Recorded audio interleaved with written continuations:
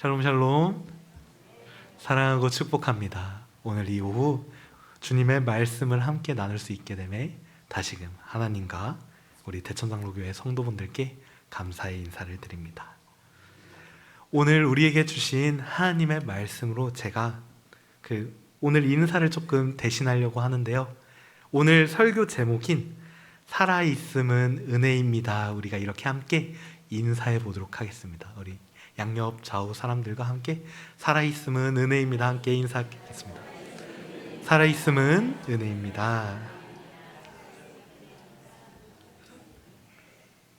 여러분, 살아있음은 은혜입니다. 아멘. 감사합니다.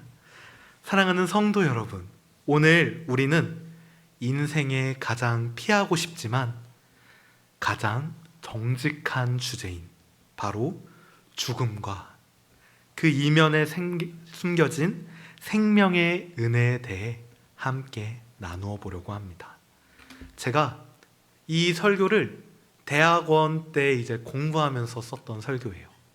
그런데 이 설교문을 막 쓰면서 예배와 설교 실현이라고 설교학 이렇게 강의가 있었어요. 그래가지고 직접 대학원생들 앞에 나와가지고 설교를 하는 차례가 있었습니다. 그때 제가 준비했던 설교인데, 그때 이제 막 생각해 보니까 막 지금 제가 여기서 여러분들 앞에서 이렇게 설교하는 것이 얼마나 큰 기쁨이고 은혜인지 다시금 또 깨닫게 되는 하루인 것 같습니다. 왜냐하면 제가 그때 실현을 할 때 앞에 있는 대학원생 전도사님들이 노트북에 머리를 박고 아니면은 자기가 쓰고 있는 노트에 막 이렇게 박고 저를 막 평가하거나 아니면은 막 무언가를 열심히 치고 있거나 아니면 딴짓을 하기 바빴는데, 성도분들께서는 제 말씀이 너무 소중하듯이 막 이렇게 하나님의 말씀이 너무 귀하듯이 이렇게 초롱초롱한 눈으로 이렇게 들어주시니 제 마음속에 너무나도 큰 은혜가 됩니다. 그래서 오늘 말씀도 여러분들 삶 가운데서 하나님을 더욱더 사랑하는 말씀이 되기를 간절히 소망합니다. 성경은 우리에게 죽음을 외면하라고 가르치지 않습니다. 오히려 죽음을 정면으로 응시하라고 이렇게 말하고 있습니다. 왜냐하면 죽음이라는 그 어두운 배경이 있어야만 살아있음이라는 생명의 빛이 얼마나 찬란한지 우리가 깨달을 수 있게 되기 때문입니다. 오늘 본문 전도서 9장은 이 전도자의 냉철한 관찰을 통해서 우리 인생의 허무와 그 허물을 뚫고 솟아오르는 하나님의 은혜를 우리가 경험할 수 있게 해줍니다. 오늘 본문 2절과 3절 말씀 이렇게 보시면은 전도자는 매우 당황스러운 현실을 고백하고 있습니다. 혹시 화면을 통해 3절 말씀 한번 확인해 볼까요? 함께 합독하시겠습니다. 모든 사람의 결국은 일반이라.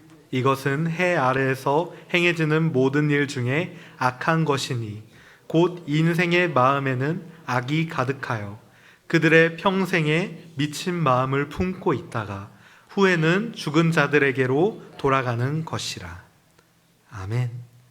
여러분, 우리가 모든 사람에게 이렇게 임하는 것, 모든 사람에게 이렇게 다가오는 것, 의인이든 의인이 아니든 지혜자든 우매자든 그리고 그 어떤 사람이든 피해갈 수 없는 단 하나의 결말이 존재한다고 말하고 있습니다. 우리는 흔히 인과응보를 믿고 싶어 합니다.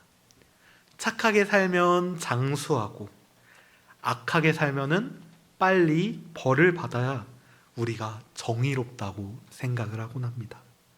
그러나 오늘 우리가 살아가는 현실은 깨어져서 그렇지 않은 것처럼 보이기도 합니다. 신실하게 평생을 봉사하며 살았던 의인이 갑작스러운 사고로 세상을 떠나기도 하고, 평생 남을 괴롭히며 제멋대로 산 사람이 천수를 누리기도 합니다. 이 죽음은 정말 어느 때 보면 불합리한 것 같습니다.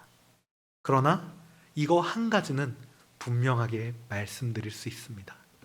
죽음 앞에서는 계급도, 내 머릿속에 들어있는 그 명철한 학식도, 그리고 내가 지금까지 모아온 모든 재산도 무용지물하다는 것입니다. 억만장자라고 해서 죽음을 돈으로 매수할 수가 없고, 천재 과학자라고 해서 죽음의 방정식을 피해갈 수 없다라는 것입니다. 전도자는 이 사실을 모든 사람에게 임하는 동일한 일이라고 정의하고 있습니다. 이것은 인간의 눈으로 볼 때는 매우 잘못된 일처럼 보이기도 합니다. 그리고 마음의 광증을 안고 가는 인생이 있습니다. 3절 후반부에는 인생의 비참함을 더욱더 깊이 파고들고 있습니다. 인생의 마음에는 악이 가득하여 그들이 평생에 미친 마음을 품고 있다가 후에는 죽은 자들에게로 돌아가는 것이리라. 사람들은 죽음이 언제 올지 모르는 그 불안한 상황 속에서도 영원히 살 것처럼 싸우고, 그 마음속에 미움과 시기, 탐욕이라는 광증, 곧 미친 마음을 품고 살고 있습니다. 영원히 가질 것처럼 그렇게 움켜쥐지만 결국 그 모든 에너지는 죽음이라는 거대한 바다로 서서히 침몰하고 있다라는 것입니다. 성도 여러분, 우리는 이 사실을 정직하게 인정해야 합니다. 우리의 끝은 곧 무덤입니다. 이 사실을 인정할 때 비로소 지금 내가 붙들고 있는 것들 중 무엇이 정말로 중요한지 다시금 분명히 깨달을 수 있는 영적인 안목을 갖게 될 수 있게 된다는 것입니다. 본론으로 들어가 보도록 하겠습니다. 제가 산 개와 죽은 사자의 이야기를 해드리도록 하겠습니다. 이 죽음의 냉혹함을 뼈저리게 말하던 전도사는 4절에서 갑자기 분위기를 반전시킵니다. 우리 4절의 말씀 함께 합독하시겠습니다. 모든 산 자들 중에 들어있는 자에게는 누구나 소망이 있음즉 산 개가 죽은 사자보다 낫기 때문이리라. 아멘. 사랑하는 성도 여러분, 존재의 가치는 생명에 있습니다. 당시 유대 사회 속에 등장하는 개, 여기 나오는 이 개는 오늘날처럼 그 집안 마당에 막 풀어놓고 막 이렇게 예뻐해주면서 막 밥도 먹이던 이런 강아지가 아니었습니다. 말 그대로 마을의 쓰레기를 뒤지고 병균을 옮기고 잘못해서 한번 물렸다가 그 광견병에 평생을 앓다 그 순간에 죽음으로 이끌 수도 있는 비천함의 대명사였습니다. 반면 사자는 왕의 상징이며 그 모든 동물들 위에 있는 군림하는 존재이며 권세의 상징을 뜻하였습니다. 그런데 성경은 죽은 사자보다 살아있는 개가 낫다라고 선언하고 있습니다. 아무리 찬란한 업적을 남긴 영웅이라 할지라도 죽고 나면 아무것도 아니며 비록 비천하고 초라한 인생일지라도 살아있다면 그에게 소망이 있다는 것입니다. 살아있음이 주는 세 가지의 기회가 있습니다. 저와 여러분이 함께 이 기회를 발견하고 찾고 그 기회를 붙잡기를 간절히 소망합니다. 첫 번째 기회는 바로 회개의 기회입니다. 우리는 죽은 후에는 돌이킬 수 없습니다. 지옥과 천국 사이라는 그 큰 구렁텅이가 있어 오갈 수 없다. 우리는 이렇게 느끼곤 합니다. 그러나 살아있는 지금은 아무리 큰 죄인이라 할지라도 하나님 앞에 무릎을 꿇고 눈물을 흘릴 기회가 있다라는 것입니다. 그리고 두 번째로 바로 우리에겐 사랑의 기회가 있다라는 것입니다. 오늘 본문 6절의 말씀은 이렇게 말하고 있습니다. 그들의 사랑과 미움과 시기도 없어진 지 오래니. 죽고 나면 사랑하고 싶어도 표현할 몸이 없습니다. 용서하고 싶어도 안아줄 대상이 없습니다. 살아있는 지금만이 내가 미안하다고 말할 수 있고 사랑한다고 안아줄 수 있는 유일한 시간이라는 것입니다. 그리고 세 번째로는 바로 예배의 기회입니다. 시편 기자는 음부에서 누가 주께 감사하리이까 라고 고백하였습니다. 즉 살아있는 자만이 창조주를 찬양하고 그분의 영광을 노래할 수 있다라는 것입니다. 살아있음 그 자체가 바로 은혜인 이유는 우리가 하나님께로 돌이킬 수 있는 그 시간 안에 머물고 있음이라는 것입니다. 그렇다면 이 소중한 생명의 시간을 우리는 어떻게 보내야 하겠습니까?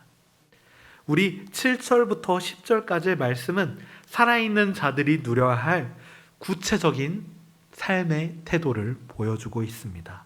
먼저 7절과 8절의 말씀, 저와 여러분이 함께 화면을 보고 확인해 보도록 하겠습니다. 함께 합독하시겠습니다. 너는 가서 기쁨으로 내 음식물을 먹고 즐거운 마음으로 내 포도주를 마실지어다. 이는 하나님이 내가 하는 일들을 벌써 기쁘게 받으셨음이니라. 8절 말씀입니다. 내 이복을 항상 희게 하며 내 머리에 향기름을 그치지 아니하도록 살지니라. 아멘. 사랑하는 성도 여러분, 너는 가서 기쁨으로 내 음식물을 먹고 내 즐거운 마음으로 내 포도주를 마실지어다.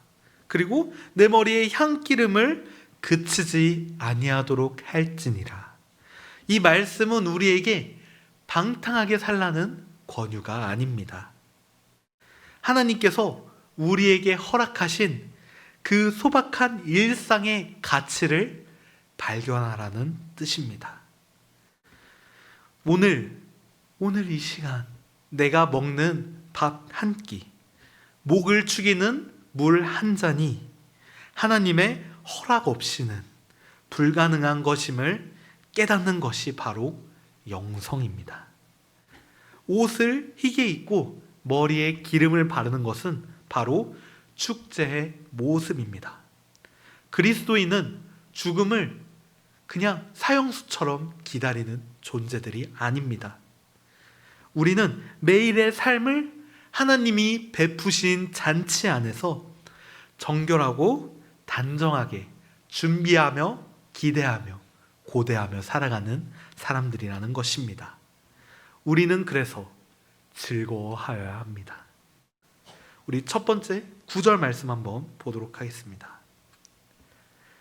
내 평생의 모든 날, 곧 하나님이 해 아래에서 내게 주신 모든 헛된 날에 내가 사랑하는 아내와 함께 즐겁게 살지어다. 그것이 내가 평생의 해 아래에서 수고하고 얻은 내 몫이니라. 아멘. 전도자는 인생을 헛되다라고 수도 없이 말하고 있어요. 이 말씀을 계속해서 읽다 보면은 인생이 헛되고 삶이 헛되고 지혜자도 헛되고 우매자도 헛되고 모든 것이 헛되고 헛되다라고 계속해서 우리 삶을 그렇게 비관하는 것처럼 보입니다. 마치 그 돌아가신 제 할머니 같았어요. 아유, 나이 먹으면 죽어야지 막 이러면서 평생을 이렇게 막 비관하시면서 살던 저희 할머니의 모습이 떠올랐습니다. 아유, 나이 먹으면은 뭐하러 이렇게 길게 살아 막 이러시면서 평생을 막 죽어야지 하면서 좋은 것들을 그렇게 열심히 챙겨 드시던 할머니의 모습이 떠오르곤 했습니다. 정말 몸을 살뜰하게 챙기셨거든요. 영양제도 꼬박꼬박 드시고 잠도 너무나도 잘 주무시고 정말 그렇게 제 할머니의 모습이 막 이렇게 떠오르는 거예요. 그런데 우리는 이 덧없는 시간 속에서 사랑하는 사람과 함께 즐거움을 누려야 한다는 것입니다. 우리가 세상에서 애쓰고 수고하며 얻는 가장 큰 보상은 통장의 잔고가 아니라는 것입니다. 바로 사랑하는 이와 마주 앉아 함께 나누는 따뜻한 눈빛과 대화입니다. 하나님은 우리가 홀로 고립되어 죽음을 묵상하는 것이 아니라 서로 사랑하며 생명의 온기를 나누기를 간절히 원하고 계십니다. 그래서 우리는 현재의 사명에, 현재의 나의 삶에 최선을 다해야 한다는 것입니다. 우리 10절 말씀 한번 함께 보시겠습니다. 내 손이 이를 얻는 대로 힘을 다하여 할지어다. 내가 장차 들어갈 스올에는 일도 없고 계획도 없고 지식도 없고 지혜도 없음이니라. 아멘. 죽음의 장소인 이 스올은 정지된 공간입니다. 아무것도 내가 계획할 수 없고 또 실행할 수 없습니다. 그러므로 나중에 여유 생기면 봉사해야지. 나중에 돈 많이 벌면 선교해야지. 나중에 내가 마음이 조금 온화해지고 조금 삶이 여유로워지면 그제서야 예배를 열심히 드려야지 라는 말은 어리석은 말이라는 것입니다. 하나님이 오늘 내 손에 맡겨주신 일, 오늘 내 곁에 두신 그 영혼에게 최선을 다해야 한다는 것입니다. 내일은 우리의 시간이 아닙니다. 오직 오늘만이 우리가 힘을 다해 충성할 수 있는 은혜의 시간이라는 것입니다. 사랑하는 성도 여러분, 전도서는 인생의 허무와 죽음의 확실성을 말하며 우리를 절망시키려고 하는 것이 아닙니다. 이 전도서를 읽다 보면은 언뜻 보면은 너무나도 초라하고 불쌍하고 나의 삶이 너무나도 덧없게 보일 때가 있습니다. 그러나 그 반대의 의미를 가지고 있다는 것을 깨달아 주시길 바랍니다. 죽음이 그토록 확실하고 인생이 그토록 짧기에 지금 우리에게 주어진 하루와 그 하루하루가 더하여지는 것이 얼마나 경이로운 기적인지를 역설하고 있는 것입니다. 제가 아까 할머니 얘기를 잠깐 했는데요. 그렇게 막 일생이 막 이제 막 아유 막 이렇게 막 늙으면 죽어야지 막 이렇게 말씀하셨던 할머니의 마지막 유언이에요. 오늘 설교 제목이 바로 할머니의 마지막 말씀이었습니다. 살아있음이 은혜였다라는 고백이었습니다.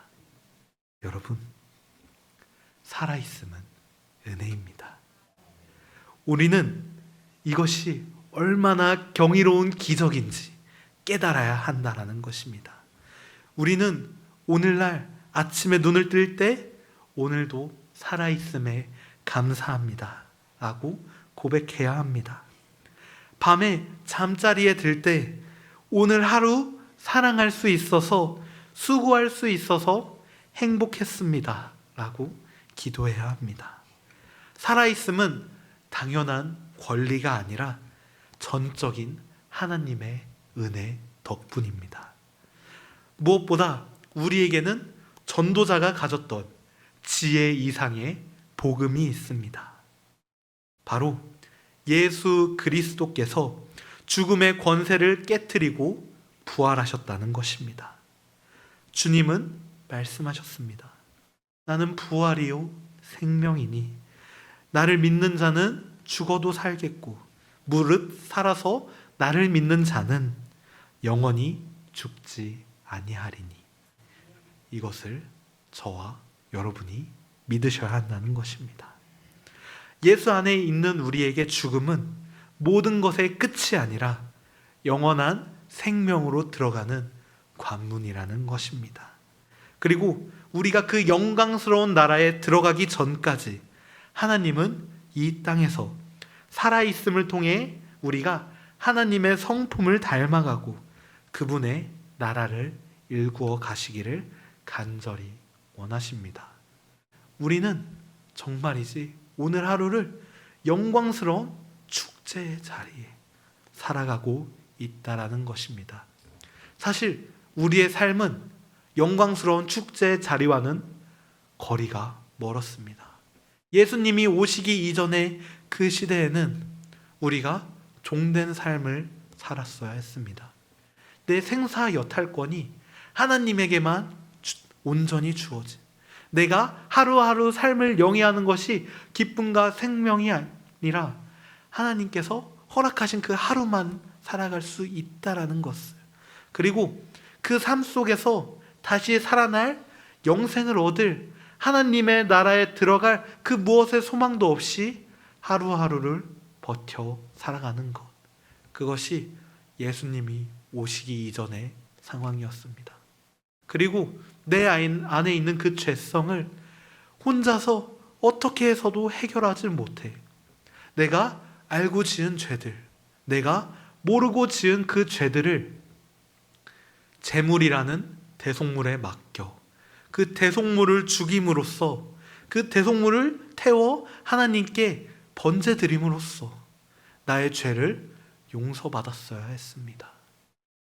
평생을 하나님의 눈치를 보며 하나님과 관계를 맺을 수도 없이 나의 죄를 낱낱이 고백하면서 살아가지 않으면 안 되는 그런 비천한 삶의 연속이었다라는 것입니다. 그러나 사랑하는 성도 여러분, 주 예수 그리스도께서 저와 여러분을 너무나도 사랑하셔서 이 땅에 오셨습니다.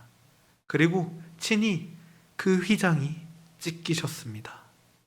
원래는 그 휘장 안의 자리는 하나님의 공간입니다.